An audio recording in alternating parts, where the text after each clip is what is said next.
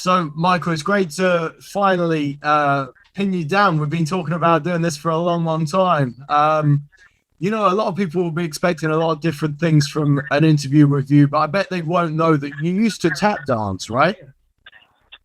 Yeah, I used to tap dance. I used to do a little bit of everything. It's funny. Like my younger days. Was that as a kid, or was that something that you did like when you were a bit older as well? Well, just as a kid, you want to try a lot of things. Seeing Sammy Davis on television as a kid kind of inspired me to want to dance. I'm guessing you were pretty good as well, because you wouldn't have told anyone about it if you weren't very good. Well, no, when you're not good, you don't talk about what you can't do. You talk about the good things you can do. So yeah, I was okay, I guess. I passed. Do you go out dancing at all now? Pardon me?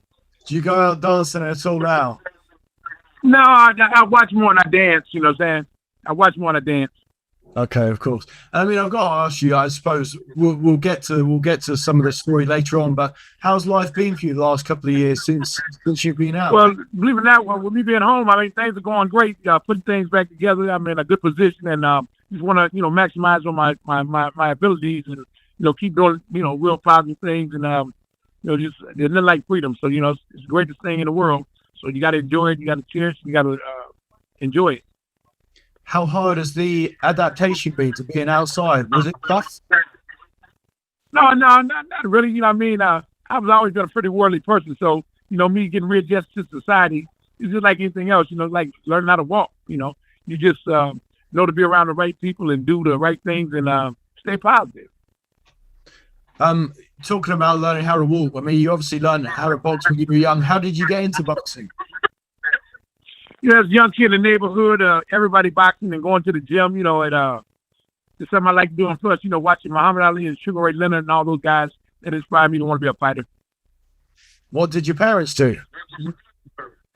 My mother, she was a nurse, and then my father worked at John Deere, made tractors.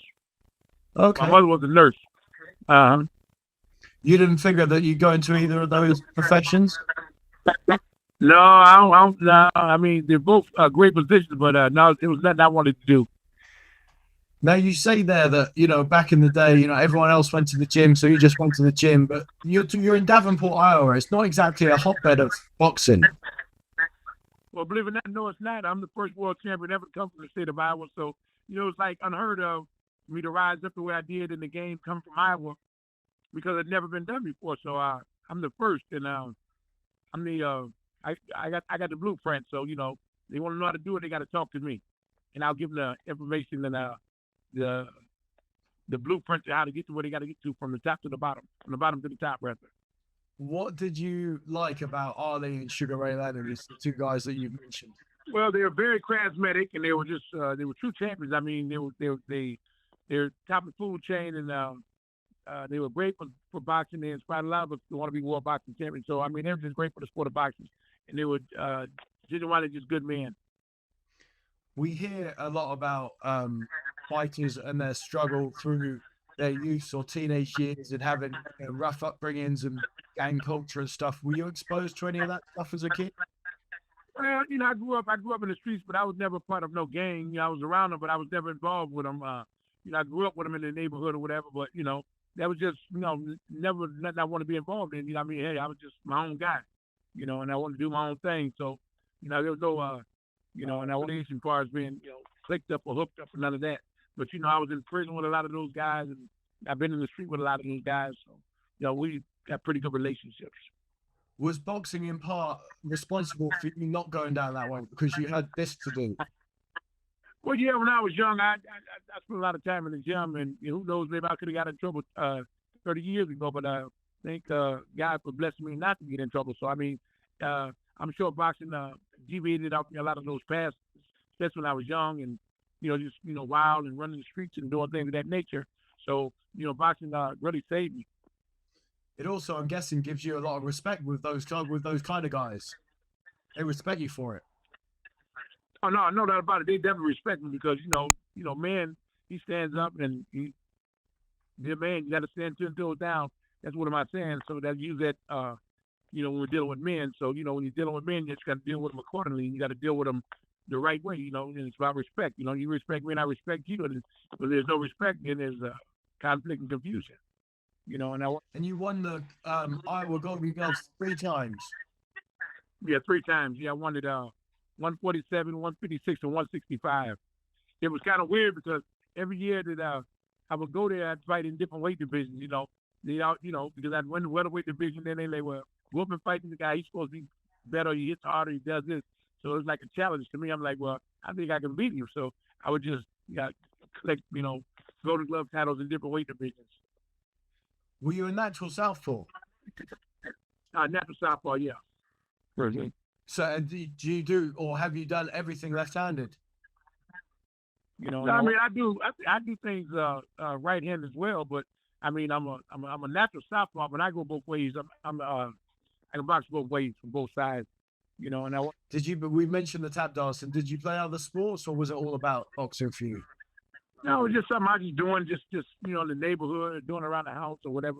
Going up and down the street, just dancing. It was like a thing to be, dancing up and down the street. So, What about other sports? Like, did you play baseball, football, or was it just about boxing? No, pretty much about boxing. That was my focus. Tell me about you and Frankie. All the coaches wanted me to play football and basketball and things like that, but I just chose boxing when I started boxing. Okay. Tell me about you and Frank Tate in the amateurs. Team USA moved you up in weight to clear the way for him, even though you've beaten him in his final loss. But he was 2-1 over you, so it's very political. It sounds. No doubt about it. My thing was, I was young and I didn't care. I just really wanted to fight, and they pretty much had everything organized for them to turn pro and do things of that nature. And they wanted to get me out of the way, and they asked me to move up to 165. And I just wanted to fight. I was young, full of energy, and I didn't care. I just wanted to fight the best fighters in the world, be able to beat the best fighters. And I took the challenge and went up to 165. And I boxed all the way to the Olympic trials, boxing finals. I was alternate on the 1984 Olympic team, losing 2 out of 3 matches to Virgil Hill, which went on, and I was the light heavyweight champion of the world, great fighter. You have a lot of time and respect for Virgil, or did your past not really trust that match years down the line? Now, we always had great respect for one another, you know what I'm saying? Matter of fact, I just spoke to his wife probably about a month ago. I had to call him back. Now, we've always had a good relationship, You ran through your early opponents to like 25-0, 26-0 quite quickly, didn't you? Well, I was young and hungry. Now, I wanted to get to the top of the food chain, and I wanted to become the middleweight champion. You know what I'm saying? So that was my goal when I turned pro. Once I made my mind up to fight as a professional boxer, is to be a champion within like my first 3 or 4 years of my career, and through the tutelage of Dan Goosens and Bob Arum, they was able to make it possible. So I'm very thankful for both of these gentlemen.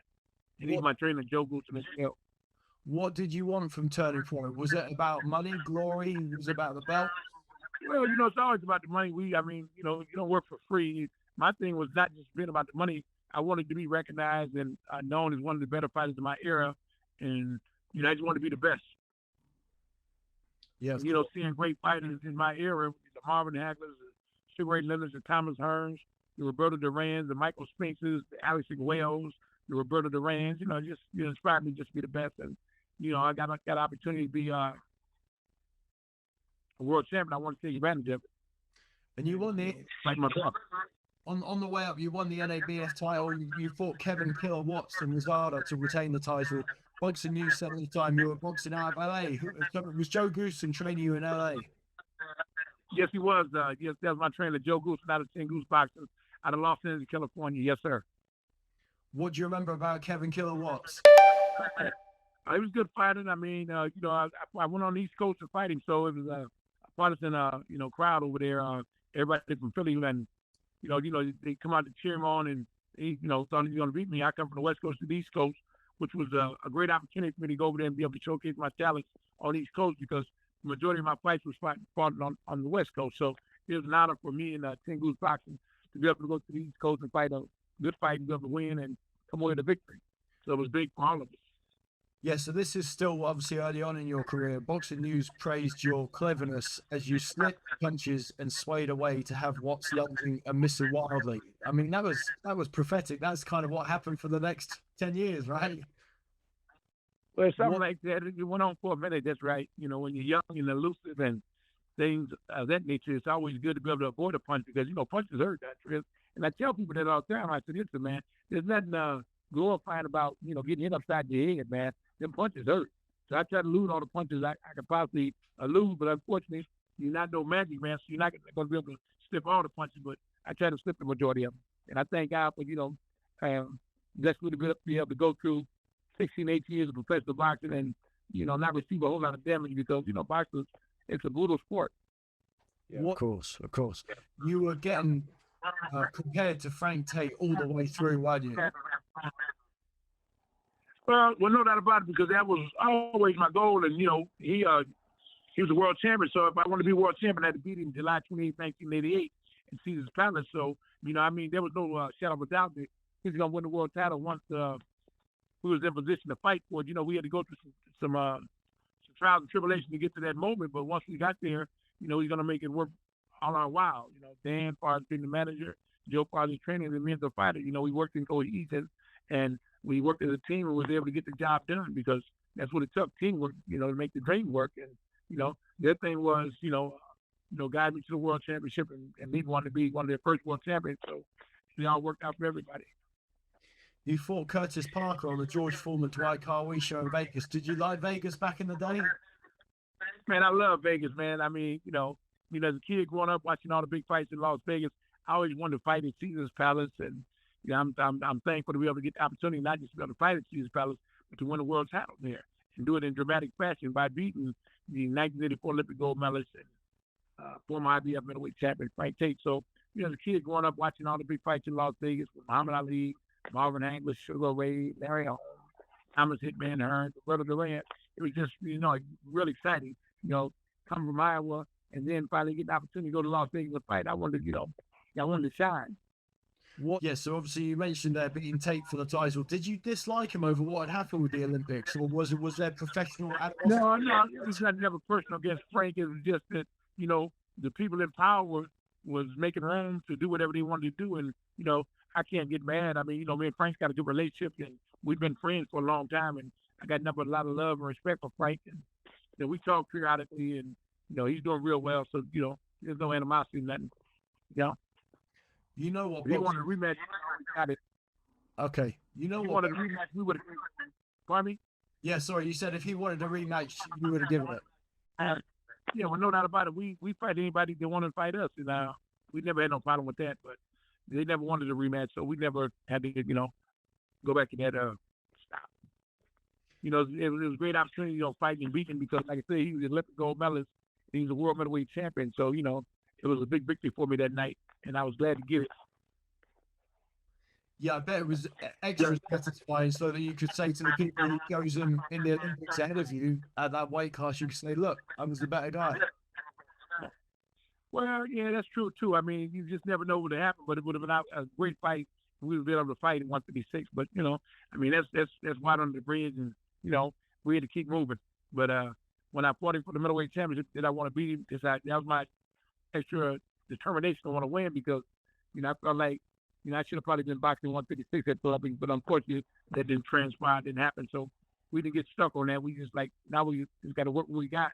Now we got the opportunity to win the IBF World Middleweight Championship, and let's go out there and do that. And that's what we're able to do.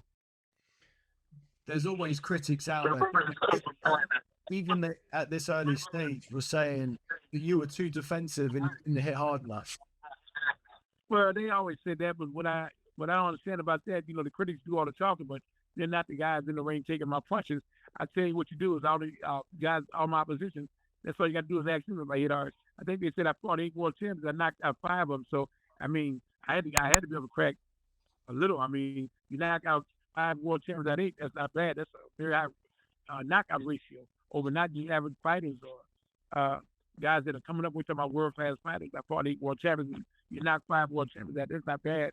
I mean, that's nice to have on any resume. So, I mean, you just can't worry about what the critics say because they're going to talk, you can't punch, you can't do that. But so you just watch it. That's all you got to do, Just keep it moving and just keep doing it, keep winning.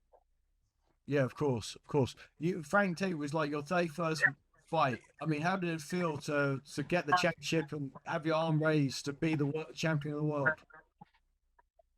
I felt real good, man. I mean, it's something that you really can't explain, but I mean, all the hard work and determination and desire and getting up at 5 o'clock in the morning, going to run, going to the gym like at 12 in the afternoon time when it's 100 degrees outside. The things that you go through makes you appreciate it more after you accomplish that feat because I worked hard.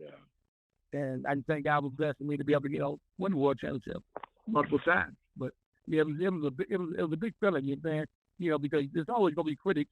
And, I think the critics, because without the critics, wouldn't be no Michael Nunn. So I want to give special thanks and congratulations to all the critics. Sure. Bob Arum said at the time, in my opinion, you saw a new star in boxing. He's the next big superstar in the sport. Well, yeah, there was a lot of potential when I first started. And, Bob Arum's been around the great sport of boxing for 50-some years. So, I mean, he knows talent when he's seen it. So that was good for Bob to feel like that. He seen that we had a lot of talent because a lot of other guys, they signed with other promoters. And I was one of the alternates. Bob signed a few of the alternates. And I was like one of the top. So, I'm one of the first guys who picked to win a world championship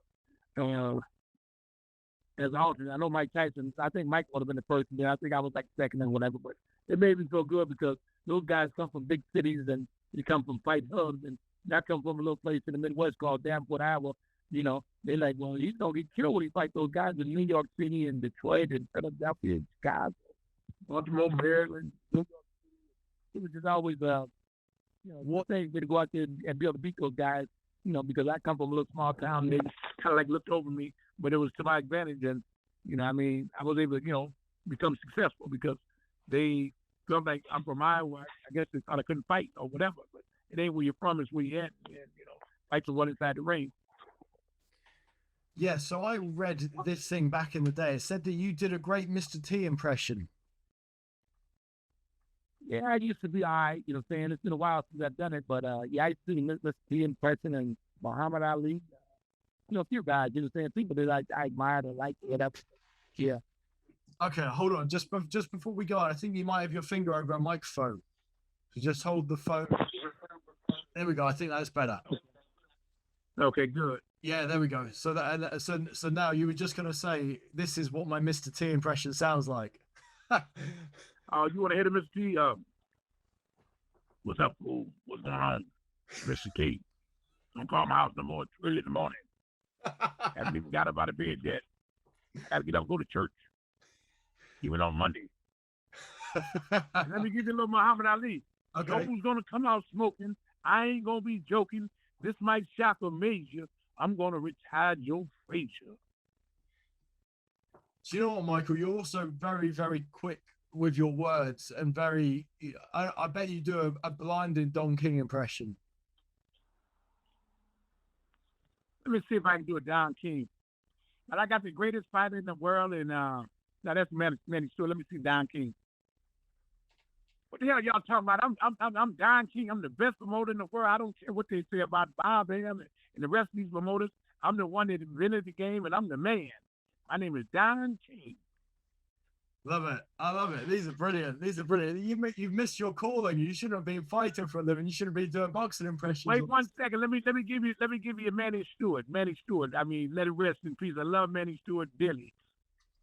Well, look at Bob Arum and Dan Wilson. That fight's not going to happen between Hearns and Michael Nunn. He just got done fighting 5 minutes ago, and y'all talking about making scheduling him a fight already. Let the man and jump to victory.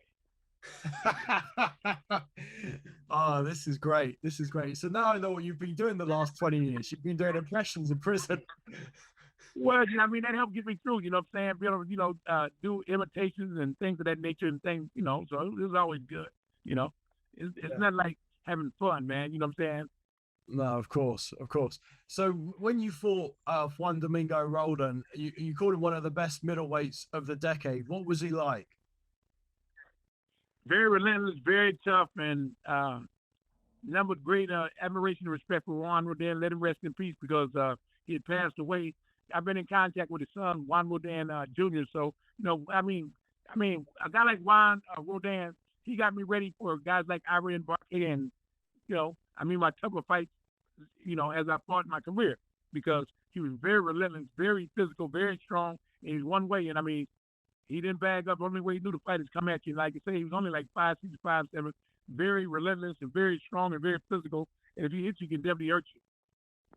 Already back then, though, and we touched upon it earlier, people were saying, you said this actually in response to the critics. You said, I really don't care if they say I can't punch, so long as they raise my hand when it's over.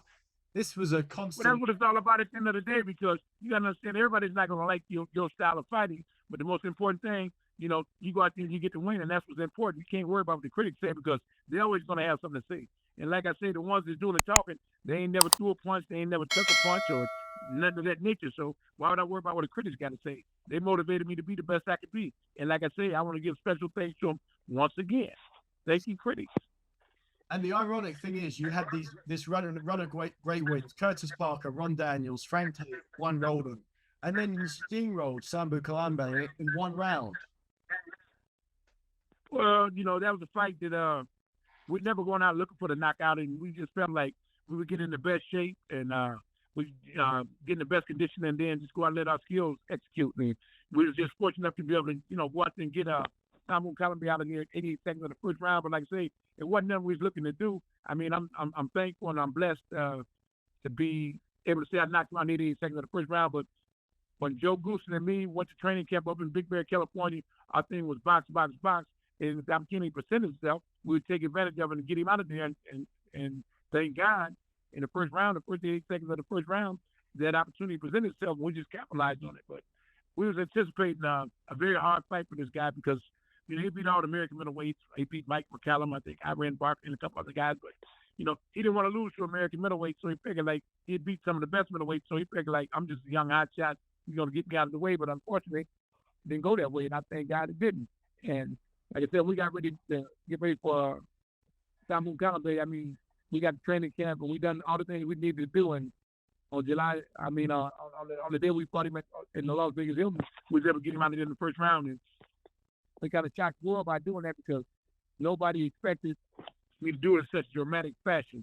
They probably figured it was going to be like a 12-round, you know, shootout with two slick boxers, because, you know, I don't want nobody to take no critic or respect from Sambu Kalambay. He's a great fighter. He was sharp, and he could do it all. He could box, punch, and, you know, like I say, he was the middleweight champion of the world when I beat him. Unfortunately, the WBA stripped him of the title once the bell rung, but you got to remember that guy was a world champion too, and I take nothing from him. I give him all the respect and credit in the world, and his name looked good on my resume. Yeah, but I mean, people must not forget how great of a fighter he was.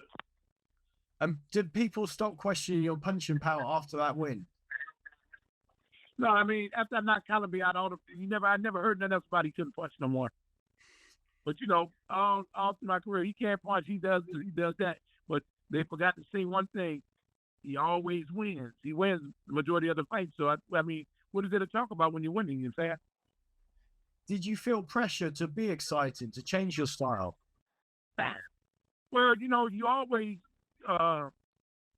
you know, you're going to feel some type of pressure. I mean, anytime that you're fighting in front of a worldwide crowd, not just, you know, 10, 12,000 people in the arena. I mean, people from all over the world. So it's always pressure, but it's just something you got to just overcome. And, you know, your conditioning and, you know, your good cornerman and stuff like that, they help you get over that type of stuff. You know, there's nothing really to worry about. I mean, everybody wants to look good no matter what you're at. Whether you're performing high school games or world championship fights, you want to always look good. Tell me about your relationship with the Goosens, with Joe and Dan, because at this point, HBO said the Goosens had built their whole business around you. Well, they did at the time, because at the time I was the only world champion. We had a good relationship, and you know, let Dan rest in peace. And you know, me and Joe, we talk all the time. Matter of fact, I'm supposed to go to the gym tomorrow and see Joe. So, you know, we got a good relationship. I mean, we had a misunderstanding, you know, once upon a time in our lives, but you know, you go through life, you go through it. And, I'm not going to harbor no hard feelings toward nobody, you know what I'm saying? Because whatever happened, it happened, and we just leave that in the past. But me and Joe got a good relationship, and we talk periodically. And like I said, I'll probably see him tomorrow at the gym over at Tengu. So, you know, I try to keep a good relationship with whoever, you know what I'm saying? Don't nobody live a perfect life, but like I said, you know, whatever misunderstanding we had, I think everything is, you know, pretty much worked out now, because you got to let things go and keep it moving. You know, life goes on. I read that Gene Hackman was ringside for the Kalambay fight. Were you friends with Gene Hackman, the actor? I was definitely friends with Gene Hackman. Yes, I was. And Gene Hackman was a good man, and even Victor French. They were very big supporters of the Ten Goose boxing. And I want to give special thanks to Gene Hackman and let Mr. Victor French rest in peace. He was there the night I knocked Frank Tate out because, he was a very big supporter of Ten Goose boxing and all the fighters in the organization. So it was nice. Being in Hollywood and having those big Hollywood guys around was real nice. And they'd always bring a lot of people out to the fights, and they got us a lot of recognition as well. So it was real nice for those guys to take time out from their schedules and, share with us. It says that you make 1.1 million at 88 seconds. But that was the fast I ever made $1 million. I like to do that a couple more times. But it was and Tris, like I said, it's weird because, like I said, we wasn't expecting to go out there and score no first round knockout. I mean, that'd have been 1,001 for that to happen. But I'm just thankful that I was in a position to be able to land the punch at that particular time and to be able to get Sambu Kalambay out of there, because you got to understand one thing. Joe Goosens, he trained me hard for all my fights. Don't get me wrong, okay? But for that fight, I mean, there was no mistakes. He just wanted everything to be picture perfect, because what it was, when it started off, when we signed the contract, it was going to be a unification fight. But unfortunately, it was only one belt on the line once the fight started. And, I was compensated, which I'm very thankful for Bob Arum and, Top Rate Boxing for, looking out for me and things. So I want to give special thanks there as well. But like I said, Kalambay, man, was just, he was a man. I mean, and for us to go out there and get him out of there like that, I mean, it was not expected. I mean, we shocked a lot of people, so it was a coming out party for us, and I was just glad I was able to get that win at the Las Vegas Hill that night against a very credible world champion, Sambu Kalambay. Yes, so Kalambay, just for those who don't know, he was stripped because he fought you rather than Harold Graham. What did you think of Harold Graham? Good fighter. I think nothing from Harold Graham. I got nothing but admiration and respect for all those guys. I mean, anytime those guys are top middleweights in the world or middleweight 10, you got to give them their props. I mean, no matter whether they're from England, Mexico, or El Salvador, or Russia, no matter where they're from, if they can fight, they can fight. And, these guys can fight. And like I said, we went to training camp to start preparing for him. Hey, he done everything in our power to want to be victorious at night. He didn't just no beat me. Like I say, Joe's always been a very strict disciplinarian in training camp, but everything just had to be right, man. And everything was just real smooth. There was no mishaps, no mistakes, no nothing. And we just have to just go out and just execute and be able to do what we need to do, Tris. And like I say, that's one of the biggest wins of my career. And, I mean, there's a one-punch knockout, and it's not that often we see a one-punch knockout. And I'm just thankful to be able to lay in that punch that night against such a great fighter. And, by me knocking Kalambay in the first round, it takes nothing away from his greatness. He's still a good fighter. He just, I landed the punch at the right time. You know what I'm saying? And I got nothing but respect for Kalambay. And wherever he may be today in this time, he should nothing but the best. Him and his family, and stay safe. Around this time, you were waiting for Hearns and Leonard to fight one another, but we decided Iran. Did you think you were going to fight all of those guys?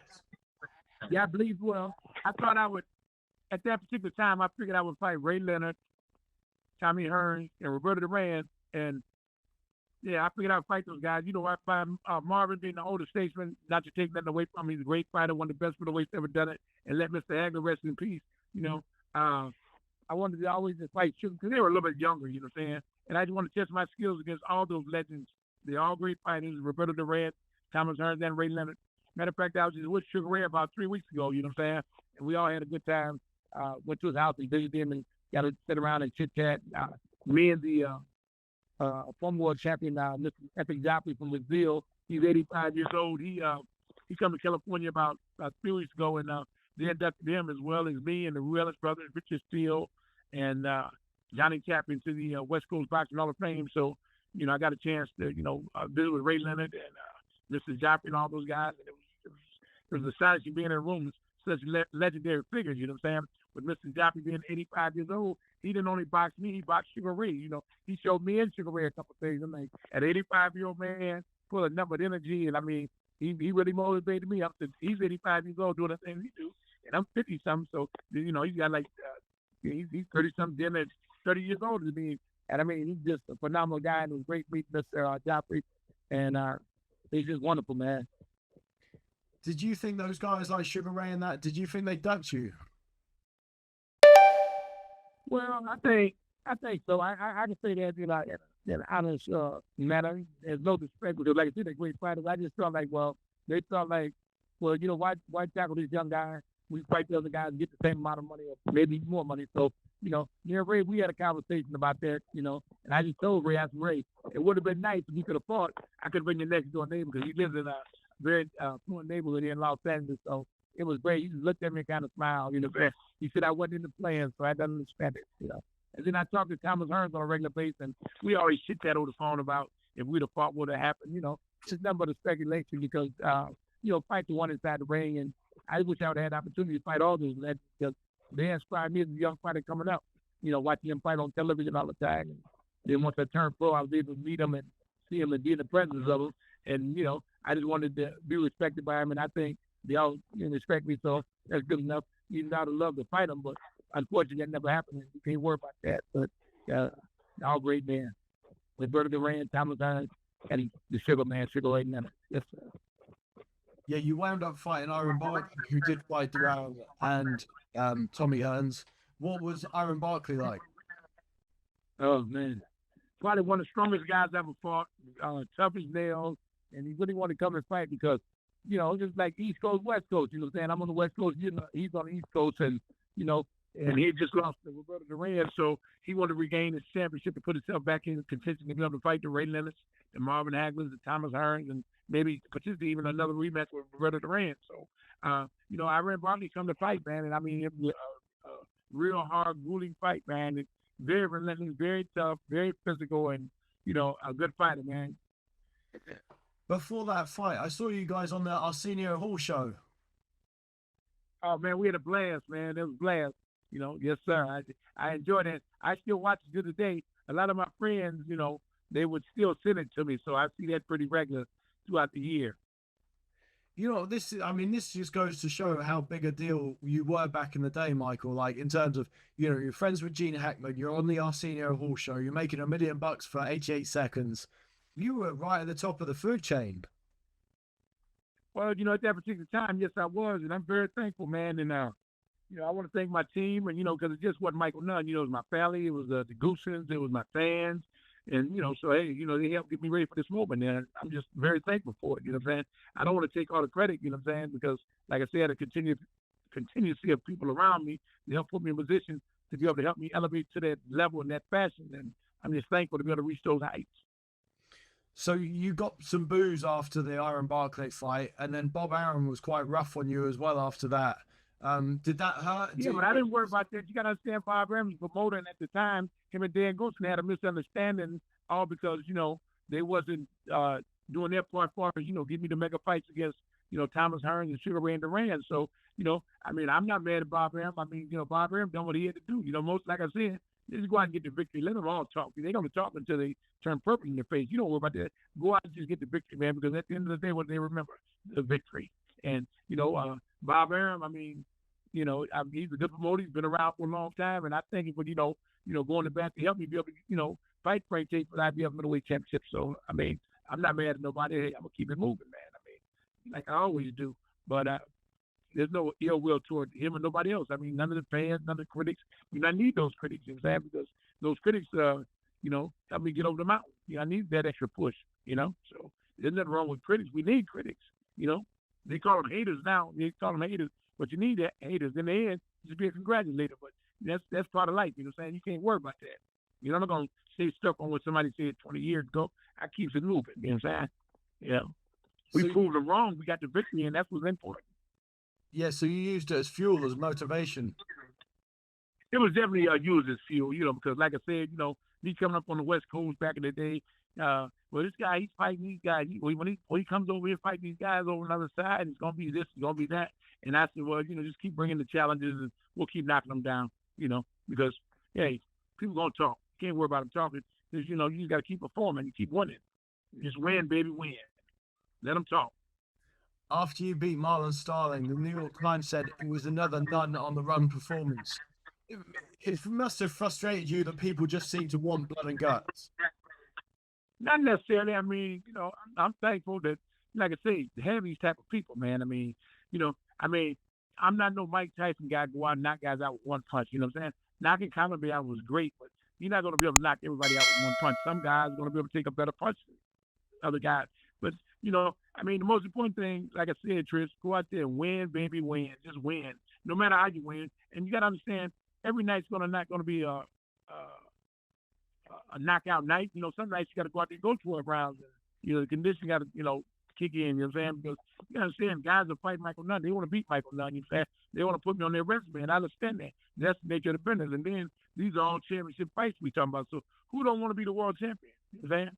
I mean, you fight for the world champion, you be 0-30, and you fighting the world champion. If you don't get no other wins, I want to beat the world champion. I want to be a champion for him. If it's only for one night, let me be blessed, man.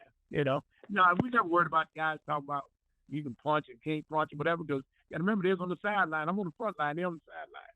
And you can't worry about it, because they're going to say what they want to say, and, you just got to keep it moving, brother.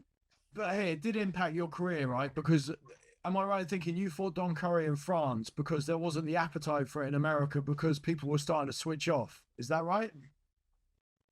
Say that again? I said, but it did impact your career, though, to an extent, because you ended up fighting Don Curry in France, in Paris, because there wasn't an appetite. Yeah, well, yeah. I don't get a great fight over in Paris, France, back in October 1990. Yes, it was. And it was a great opportunity going over to Europe and be able to fight, because that's the first time I'd fought over there on international land. So it was great going over there. And the people in Paris, they come out, they supported the event. It was big. And then, of course, to go over there and get a big win over Donald Curry, that was even bigger. But it was great. I loved it. So when Bob Arum said, boxing's not about winning, it's about winning with style, do you think that's because he was having problems with Dan at the time? I think so. I'm sure that had something to do with it, because, Dan was looking out for our best interest, and I guess Bob Arum was looking out for his best interest. Like I said, whatever that was, I never got involved because I never know there was no conflict or nothing going on, because Dan and Joe would not bring that to my attention. They let me concentrate on the fighting part, and they took care of the business aspect of it. So, like I said, it was just shocked me that, they were beefing, but, I understand now where the conflict and confusion came in at, because, Dan was, arguing with Bob Arum about, getting me to fight with Ray Leonard, Thomas Hearns, and Iran, and, unfortunately it never took place, but yeah, I mean, the riff was about something. That was about business, about this man's a champion. He wants to fight the best guys, and you guys saying you guys going to fight him, just honor the agreement and fight. You know what I'm saying? But unfortunately, it's boxing, and it don't always happen like that.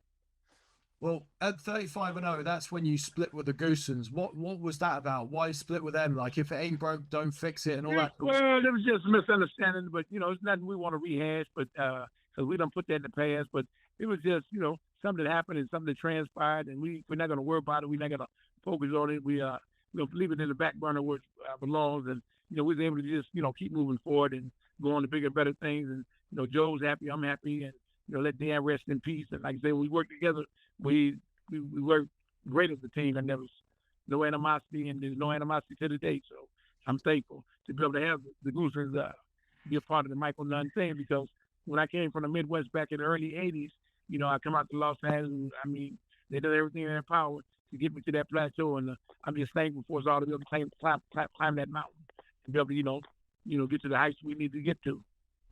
There was an article in Boxing News at this point that said you were developing a bad attitude. Was that right? Were you changing with success? And no, well,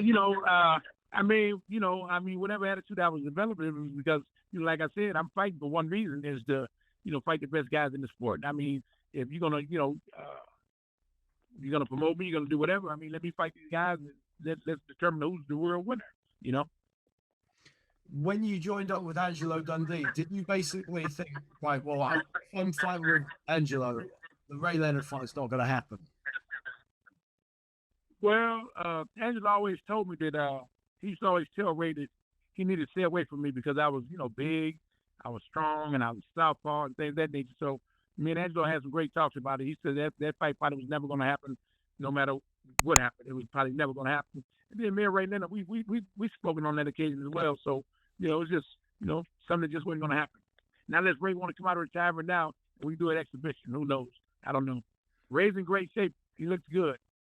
Hey, there's money in those fights, right? Right now. There's more money in those fights than a regular fight, huh? Yeah. That's amazing. I mean, the money they generate. I mean, hey, all power to them. You know what I'm saying? I mean, they generate a lot of money in those exhibition fights. Yeah, I'm sure the WBC would put a belt up on the line for it.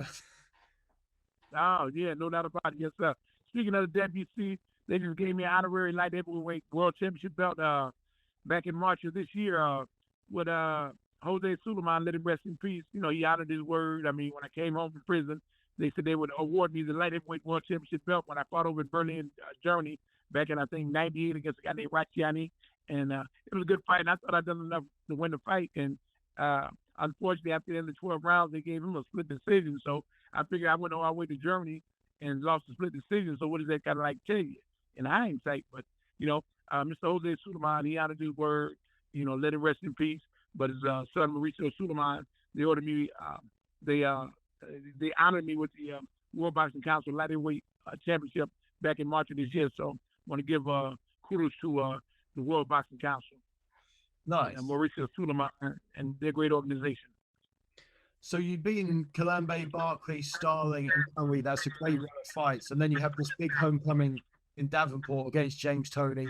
You're beating James. Oh man, yeah, that was just a bad night. But like I said, we're not gonna take that from James Toney because he was a better man that night. And man, James, matter of fact, we just spoke last week. You know what I'm saying? So yeah, that was my first loss after going 35-0. So that was my first loss. But like I said, you know, James inspired me to get back in the gym, work harder, and to want to be champion again. So, you know, when you lose, you got a lot of guys that lose, they don't have to come back and win. So, you know, that was a big opportunity for me to be able to come back and, you know, become champion again. So, you know, I want to thank James Toney for, you know, making me that much more hungry after the first loss after 35 fights. So, you know, you need things that like the fire, and he lit my fire to make me want to be champion again. And thank God for me be able to go out and be able to become a world champion probably maybe a year, 2 years, a year or so later. You know, I fought, I think, one fight, I won the super middleweight championship. So, you know, after the loss, that was big. So, yeah. So Toney came in place of Steve Collins, didn't he? You weren't due to fight Steve Collins. Yeah, that's what happened. Yeah, I was supposed to fight Steve Collins. Unfortunately, something happened. I don't even remember what happened. That was back in the 90s. But yeah, you know, you can't take that from James. I mean, he came out and he done what he needed to do because, you know, he was losing the fight. And, you know, I was, you know, well ahead on the cards. But, you know, he got the right punch and, you know, he won the fight. So we can't make no excuses. Like, I didn't make excuses then. And now, years later, I never made excuses. He was just a better man that night. But I would love to fight him again in a rematch. But unfortunately, it just never transpired. Never happened. How hard was it to take that defeat, particularly obviously being at home in front of your own home fans? It's something you got to get over, man. You know, I mean, hey, you get knocked down, man. It's all part of life, man. I mean, hey, you know, no matter where you're at, whether you're on the moon or Mars or in Las Vegas, I mean, hey, you get knocked down, you got to get up and just continue to fight. You know what I'm saying? It was a lesson learned, and I think it made me a better fighter. You know, losing, you know what I mean? When you lose, when you win so much, you know, every time you go to the ring, you have that mindset to think you're going to win. When you lose, it's how you respond. So I think I was able to come back real strong after James Toney lost.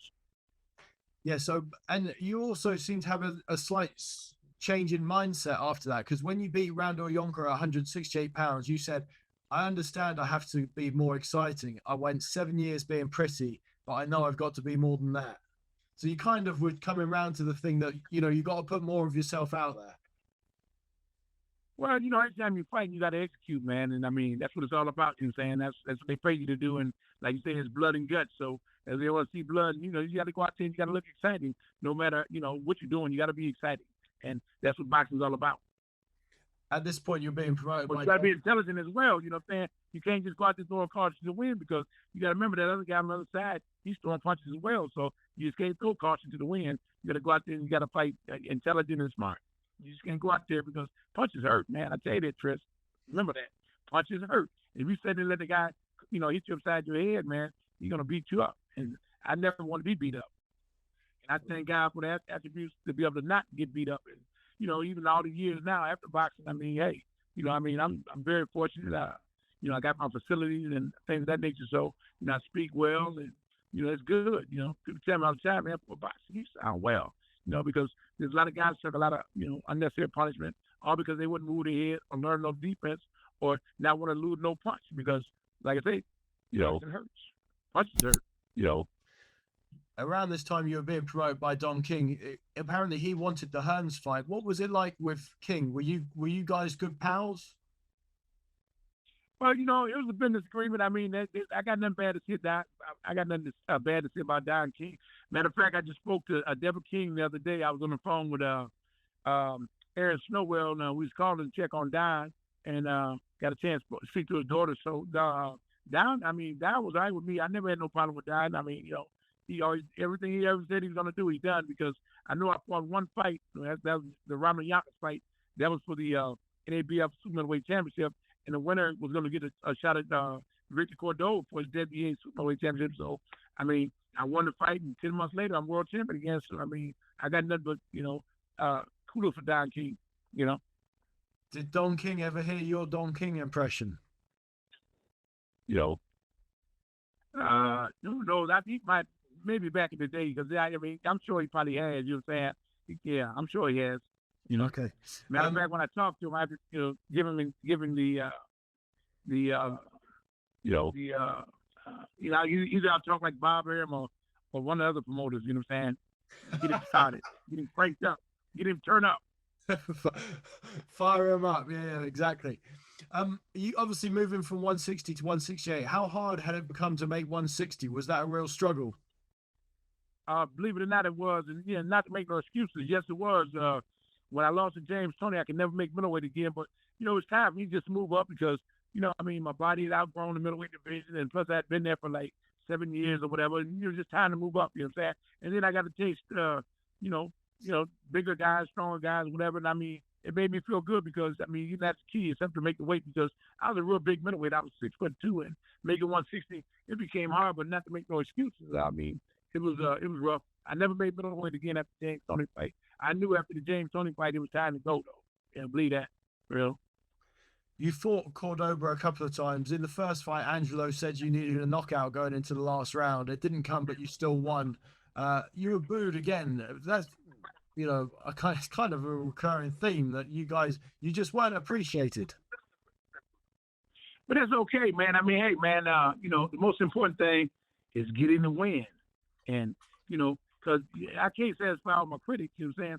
You got to understand one thing. I'd be living up on the bridge if I believe what my critics thought, you know what I'm saying? You got to put them critics behind you, man, and do what you got to do.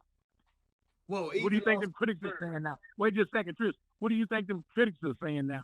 Oh, I used to go against Nunn all the time, but he always came out on top. So, hey, let the critics be the critics. You need them, man. Remember that. You need the critics. So whenever you got people criticizing you, you just listen to them and shake your head and keep it moving. That's it.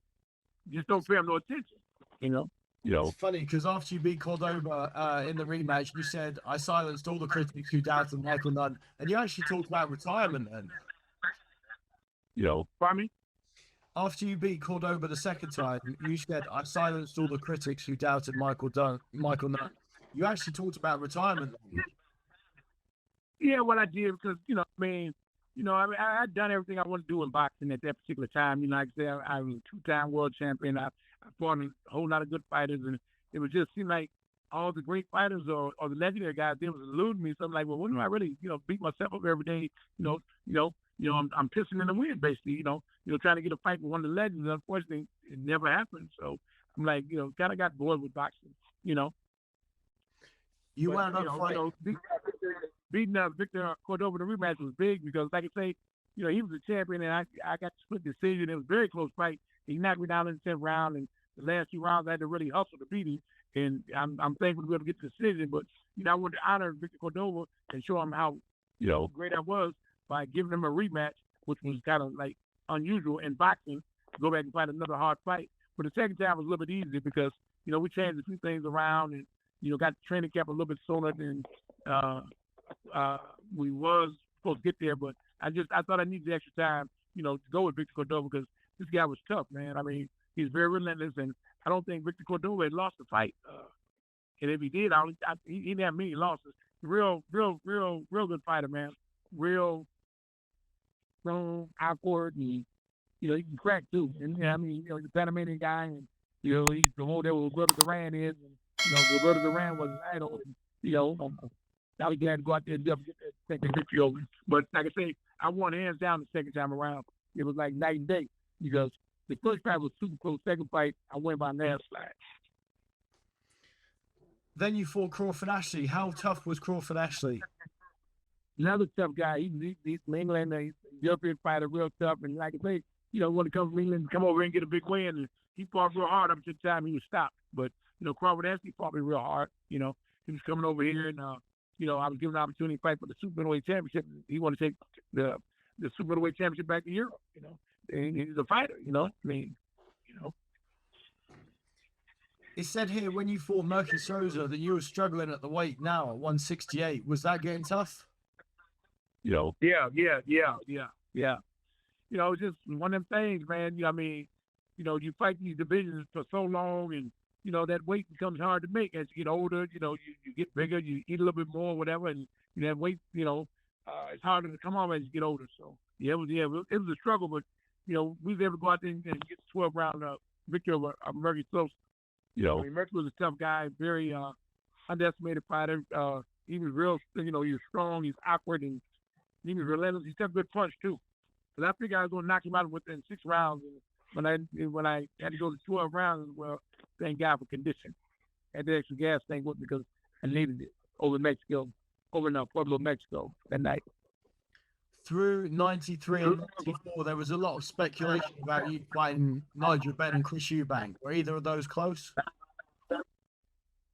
We got close a couple of times, but unfortunately that just never happened. I just seen a picture. Matter of fact, somebody just sent me a picture the other day. Greg Hope, that runs the Indiana Boxing Hall of Fame. He just sent me a nice picture with me, Don King, and Chris Eubank. A great picture. Yeah, I wish I could have fought both of those guys because they were both great fighters, and I think it'd have been great. I'd have loved to fight maybe Nigel over in London and maybe Eubank over in the United States. But unfortunately, it didn't happen. But it would have been nice because it'd have been good because they were good middleweights. And they were credible and they had good names and big names and they were good fighters. So, having their names on my notch would look even better. They're great fighters, good fighters, both of them. Yes, so Nigel had beaten, by this point, he'd beaten Gerald McClellan and Iran Barkley. Yeah, he did. He sure did. And, Gerald McClellan's a good friend of mine, him and his sister Lisa, and it was an unfortunate situation that, what transpired in that fight. But, he beat two of the better middleweights from America. Yeah. Who would have been the harder fight for you, Benn or Eubank? I'm not going to take that from neither one of them. I think both of them would have been hard because, Ben was so relentless and so strong and physical, and then Eubanks was tricky and he could punch. So, I think both of them would have gave me great fights. It'd have been exciting fights from our style, and styles are contrasting. So, both of them were good boxers and punchers, and I think I'd have brought out the best of them, they'd have brought out the best of me, and I think it'd have been very, very exciting fights, Trish. How would they have done with a middleweight James Toney, either of those guys? It's been a classic matchup because I brought James Toney and Nigel Benn probably been a slugfest because you got to figure both fighters going to go out and want to get the advantage over each other. So that first round will be a slugfest, and once they start banging, that's where it's going to be a slugging match, and who's ever in the best condition or got the best chin is going to win that fight. But I give James the edge because he's a sharp fighter, good counter puncher, and real slick and real sharp. But believe me, Nigel Benn, him, or Eubank, great fight.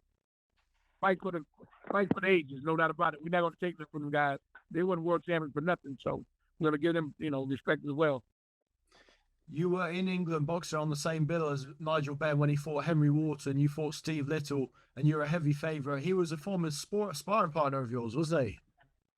Yeah, that was kind of weird fight. I thought I'd done enough to win, but unfortunately, they didn't see it that way. And you just got to take the bitter with the sweet. But it's boxing.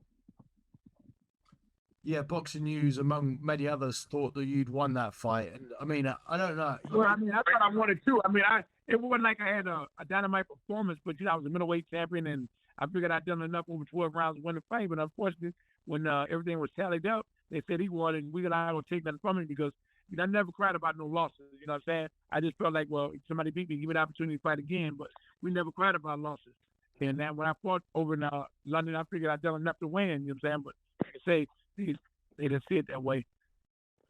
Angelo was gone by this point. Why did you split with Angelo?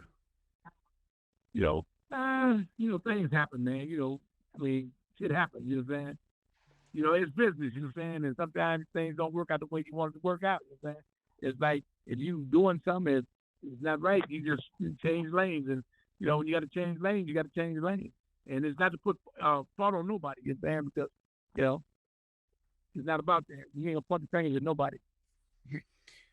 You fought Frankie Lyles over in Ecuador. Don King thought you'd been out hustled in that one. I don't know. That was another one of them real close fights as well. So I mean, I thought I'd done enough to win, but unfortunately, Dad didn't see it that way, and I can't be mad. And a bit of it sweet. Apparently, you spent 3 weeks preparing out in Ecuador. How was that? It was cool. I had to get used to the altitude things over there. It was great over there being in South America. That's my first trip to South America, so we had a great time over there. Wish I could have came home with the victory, but unfortunately I didn't. But we had a good time over there in Ecuador, and the people were super nice, so we had a good time. Yeah, so back then you thought you'd done enough to win. You still think that now. You fought 5 times in '95. You beat John Scully, our mutual friend, in an entertaining fight. Boxing News said you took more shots against Scully than you did your entire reign as IBF middleweight champ. So they gave Scully some props. Yeah, I heard him say that. Yeah, that's weird, but because what I was doing is, wanted to be exciting or whatever, and I gave what they wanted. You know what I'm saying? And then John Scully was a tough guy. And, me and John Scully was good friends to this day. Matter of fact, we just communicated with one another just yesterday. So yeah, John was a real tough guy. I give John a lot of credit because I thought I was gonna knock John out, but he's tough New Yorker. He come to fight. And like I say, he lost the fight, but like I say, he went down swinging. John's very proud of your friendship and the relationship you have with him now. Oh, no doubt about it, because we go a long way back. I mean, I think we fought in like 90, 95, and we're still good friends to this day. Had a great relationship. Matter of fact, I just seen John about 3 weeks ago. They had an amateur boxing reunion the day before the the West Coast Boxing Hall of Fame, October 17th. So got an opportunity to see him and William Gretchen, Frankie, Lyle, Ronnie Essex. That was kind of weird. I said, all you guys that fought, you guys are here. I thought they were trying to trick me to the gym. They all jump on me, right? But it was a boxing reunion. So it was great, seeing all the guys, because you got to understand, it's probably been like 20 years since I've seen them. So that was a long time. It was good seeing them. They all look good, healthy, and I'm happy for them all. They're all good dudes, all solid guys. Every last one of them. There was just one fight in '96, 3 in '97, and then you gambled and went to Germany to face Richard Yannick for the WBC belt at 175. You said again afterwards you thought you'd done enough to win. Yeah, I sure did. And go to show that I think I've done enough because, like I said, I'll give kudos to Mr. Jose Suleiman, let him rest in peace. When I was incarcerated, we had spoken and things, and he said, when you get home, we're going to honor you with the lightweight championship of the world. And they stood on their word. When I come home, they honored me. So, I mean, I'm ecstatic. That's the only belt I didn't have. I had the IBF belt, middleweight championship. I had the WBA superweight championship, and now I got the WBC lightweight championship belt. So, I mean, everything is golden. So, I'm just thankful. And by this point, you reunited with Dan Goosens, right? Yeah, for the Ratchani fight, yeah. Was that easy? I mean, did you have to swallow your pride, or was that just a matter of, I wasn't about swallowing our pride. Whatever transpired, it transpired. And, we knew we was going to keep it moving, you know what I'm saying? I mean, you got to put all that stuff behind you because, the wheel still got to turn, because the wheel don't turn, it don't mean nothing. So, I mean, we had to put ourselves back in tension to be able to get the world, title shot, you know what I'm saying? I did not got a guy named William Gretchen, which was a former lightweight champion of the world. Yeah, this was almost the era of Roy Jones. Were you close to fighting Roy? Yeah, we was real close to fighting. I remember we was gonna fight, but it went to the purse bid, and I think it was always about playing the game. They figured they throw the purse bid game in there because they don't really want to fight anyway, and then they go fight someone else for way less money or whatever. But it's just, I was just unfortunate, man, when it comes to me fighting these superstars, you know what I'm saying? I mean, that's my only regret that I have in boxing is not fighting them. But, I just always wanted to fight him. But, I look at my resume now, 48 world champions, knocked out 5. It could always be worse. So, I'd love to fight Roy Jones. And I tell Roy Jones to this day, you're done it with Mike Tyson. That's when you set it up, Roy. It's been a match much anticipated for the past 2 decades. Let's get it on, like Matty Strong. But, they don't never seem to hear me, you know what I'm saying? And like I said, it's like guys have never been in a hurry to really fight me, Trish, you know what I'm saying? Even coming up, even when I won the world championship. But, hey, it's boxing, man, And who knows, he may change his mind, call me up and say, let's get it on. I don't know. You mentioned that William Gretchen fight. After that, you were 36 and you said, I'm finally getting serious. What a change. Well, you start getting old and, the window started closing. If you're going to be fighting, you got to fight at a very high level because I just never wanted to fight to say I fought because, when I fought, I always wanted to say, well, I done it as a champion. I done it at a high level. And it was never just as an average fighter. I never want to be average. But after that Guthrie fight, and despite you saying you were taking it seriously, you didn't fight for a couple of years. What happened? Well, not being able to get the right fights and just getting bored with boxing.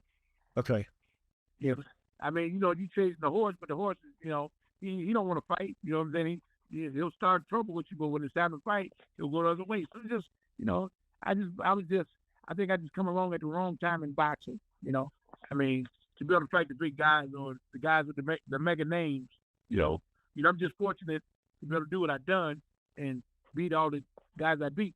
But I wanted, like I said, I want to fight Ray. I want to fight Tommy. I want to fight Duran. I want to fight Roy Jones. Them all the fights I really wanted. But you're more fights like this. You're high risk, low reward for those guys. Yeah, there you go. Basically that's how they felt too because they felt like, well, this guy is a softball. They say he can't punch, but he's a deceptive puncher. He's quick. He's elusive. He's this. He's that. So evidently. They must have thought the way we thought because they never signed a contract to fight. So, not thinking nothing away from them. They just figured we'll fight each other, So there were 3 fights in 2001 and one last one in 2002, and that was it. That was the end of the Michael Nunn show. So why walk away for that last time? Pardon me? Why walk away for that last time? In 2002, did you realize that was the last fight when you fought Vincent Durham?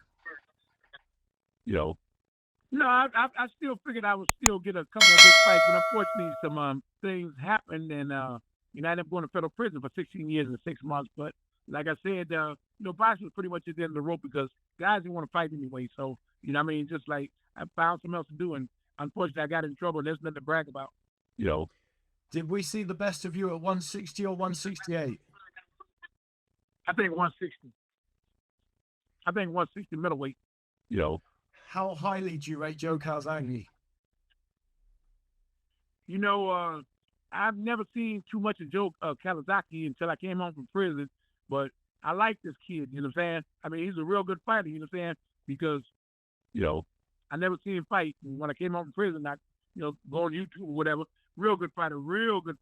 And he beat a lot of good fighters. And I think he finished undefeated, if I'm correct. I think he had damn near, 40-something fights? Undefeated? Yeah. And you got to understand, when anytime a man fights that many times as a professional and fighting at a high level, fighting good fighters and world champions, you got to give that man their kudos. And I give my kudos to him. I think Joe Calzaghe was a good fighter. I'd have liked to fight him back then. So he was sharp. He was a good fighter, taking nothing from me. I love to fight him. Do you wish you had taken more risks? No. No. The way things turned out was the way things were supposed to be, and that was guys' will. You know what I'm saying? Don't get me wrong. I'd love to fight them guys. I'd have hunger to fight them, any one of them, but it just never happened, and I can't worry about that. The public knows what was going on. They're like, well, hey, this guy's in contention, but they're not going to fight him. We can't twist nobody's arm. You know what I'm saying? I'd love to fight him. Like I say, that's my only regret is not fighting Thomas Hearns, Duran, Ray Leonard, and Roy Jones because those guys was at the top of the food chain. I just want to test my skills with them. You know what I'm saying? You can sit on the street corner and say whatever you want to say, but it means that fights are one inside the ring. I would love to test my skills with all the legendary fighters. All of them were great fighters, and I take nothing from them. And I would have to have my A game to beat either one of them because they were that good. could we throw the British names into that same hat with Benn and Eubank? So Benn, Eubank, Leonard. On the magnitude of them being from another country, yeah, I mean, and they had a big following over in Europe, so that would have been some real fantastic events. I mean, believe me, they'd have came out in droves to see me fight Ben or Eubank. And like I said, I wish we could have made it happen, but unfortunately, it just never transpired. On August the 6th, 2002, so 7 months after your last fight, life changed. What happened? Tell me the story. It was a bad day, man, with me and the United States government, man. We bumped heads, and that day, I don't want to go down that route no more, but it was a bad day, a bad hair day that day, you know what I'm saying? But like I said, hey, I done my time like a man. I came home like a man. I'm going to stand like a man. And that's whatever transpired. I try to put that in the back burner because we're looking forward. We're not looking backwards. But like I said, August 6th, 2001 was a bad day. Because like I say, I ran into the arms of the United States government. And that ain't nothing you want to do because it's a force of nature. You don't want to deal with it.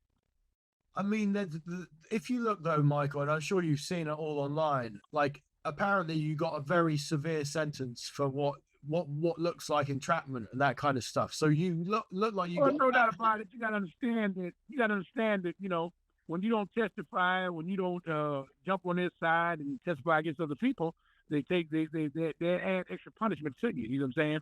So, you know, I went through something that, you know, I never want to do again. And it's just, you know, that's how the United States government plays, you know what I'm saying? And they had the power in him. They were going to do all they could do, you know what I'm saying? But I'm sure if I'd informed or done things of that nature, maybe I would have came home in 3 or 4 years. But you know, I done my time like a man, came home like a man, and don't let it change, you know? Just don't have to be involved in certain activities, you know what I'm saying? That's very simple, you know? I mean, they had 10 guns on me instead of one, you know what I'm saying?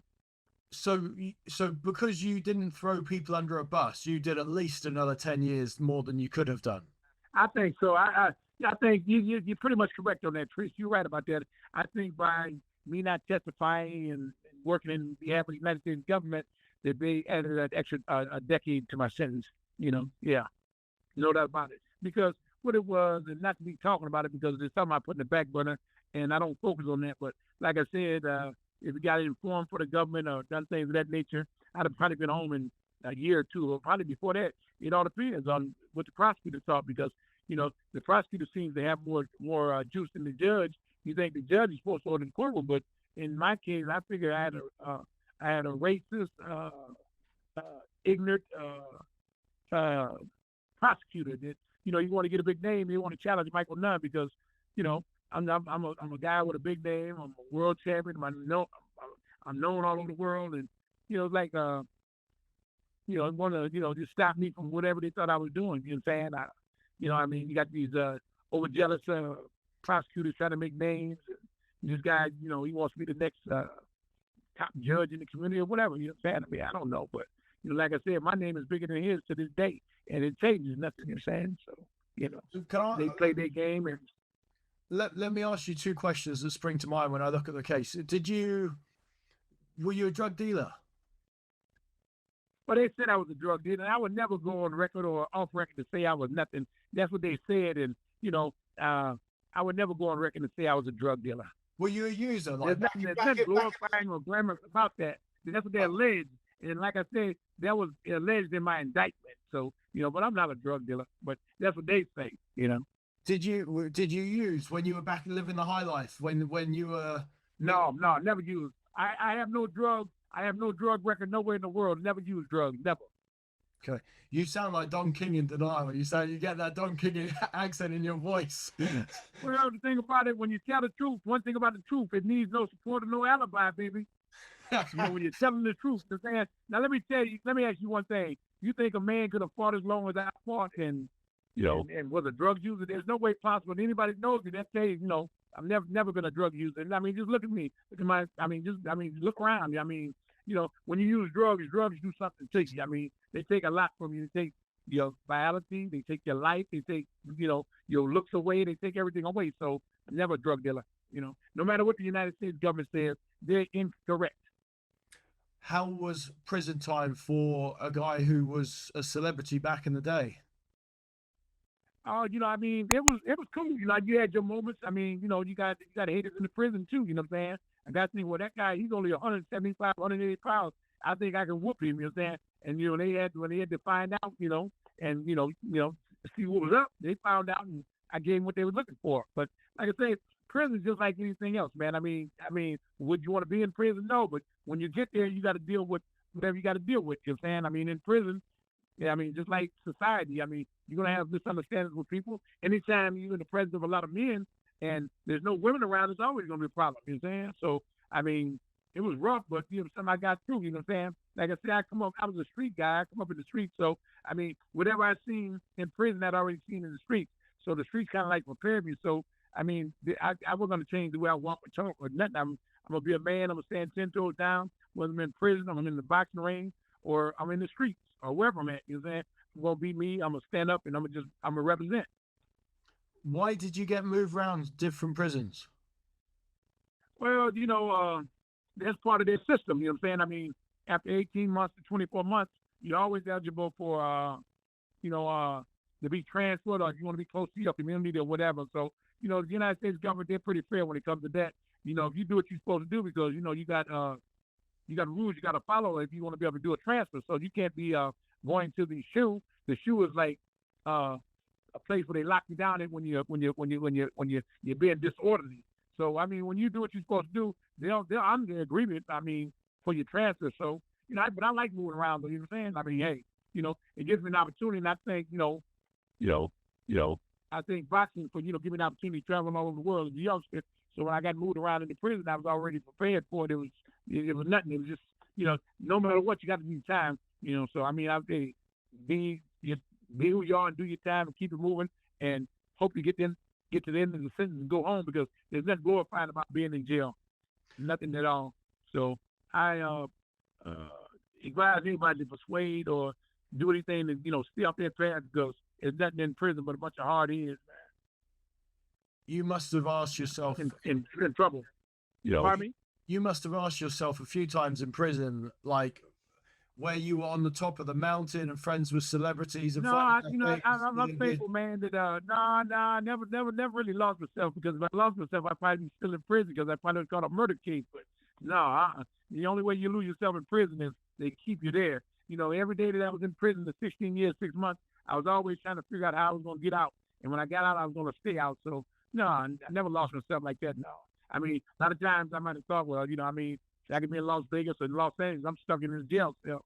I thought like that, but never to the degree where I was discombobulated or couldn't think correctly or nothing like that. But, there's nothing glorified about being in prison, especially when you be out in the world taking care of your family and your loved ones. I mean, that's what a man's supposed to do. It's his duty. So there's nothing glorified about being in jail. It's a big, hard fall, though, to go from the top of the mountain to being in prison, though, right? It must be hard to cope with. Well, that's true, too. Being on top of the world and come to federal confinement, oh, yeah, it's a big difference. No doubt about it.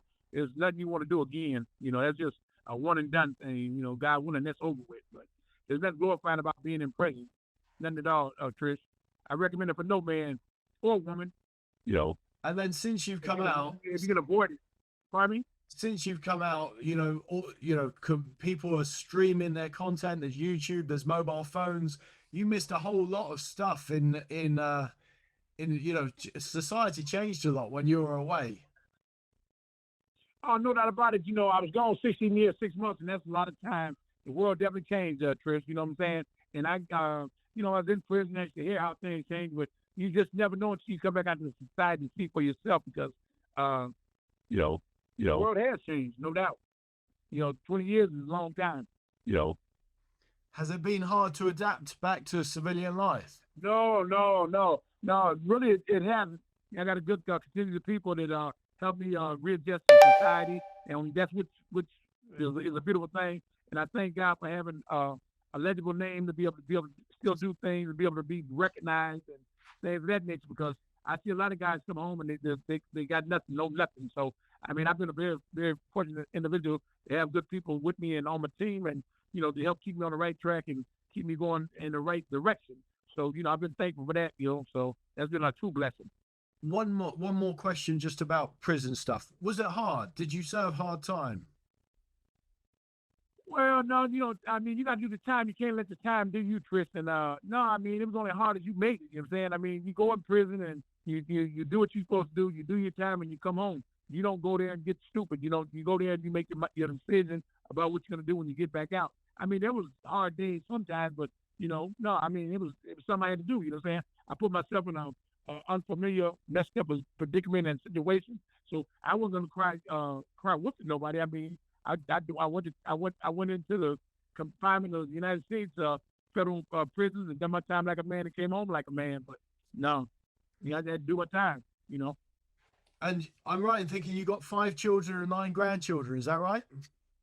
Oh man, that's right. Yeah, exactly. Yeah, got a lot of grandbabies now. They keep me pretty busy. Can't wait to see them this Thanksgiving. So I eat some turkey with them, you know what I'm saying, and get a chance to spend some time with them. Can I say, and then we're not too far from Christmas, so Christmas is going to be an expensive time of year for you. It's always expensive. So that means Papa got to work even harder now, you know what I'm saying? Because you're always going to want something, when Santa Claus is ready to come to town, you know what I'm saying? He's coming from the South Pole, so, kids got to get them prepared, and I'm looking forward to it, you know what I'm saying? I want them to enjoy themselves and be happy, so it's just a blessing being home with them, to be able to, just be in their presence, and I love my babies, you know what I'm saying? And then some people would have caught it. You're still you fought last year. You fought and beat former UFC fighter Pat Miletich last year. I mean, are you still fighting? What's going on?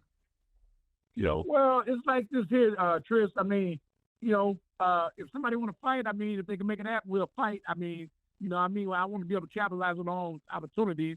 Pat Miletich is a good friend of mine. He's a former UFC welterweight champion.